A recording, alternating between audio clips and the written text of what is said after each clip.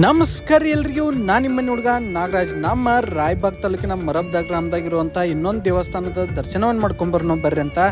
ಇನ್ನೇನು ನೋಡತ್ತಿರಲ್ಲ, ಈ ಗುಡಿ ರೀ ಸಿದ್ದರಾಯನ ಗುಡಿ ರೀ.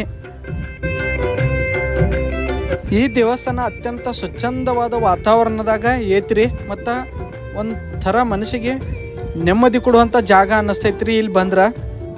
ಮತ್ತು ಬರ್ರಿ ದೇವ್ರ ದರ್ಶನ ಮಾಡ್ಕೊಂಬರ್ನು ಅಂತ.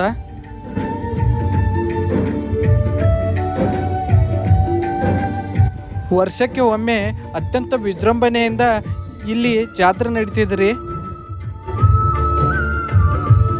ಮತ್ತು ಈ ಗುಡಿ ಆವರಣದಾಗ ಭೂತಾಳ ಸಿದ್ಧ ದೇವಸ್ಥಾನ ಕೂಡ ಐತ್ರಿ. ಇದನ್ನು ಕೂಡ ನೀವು ನೋಡ್ಬೋದ್ರಿ.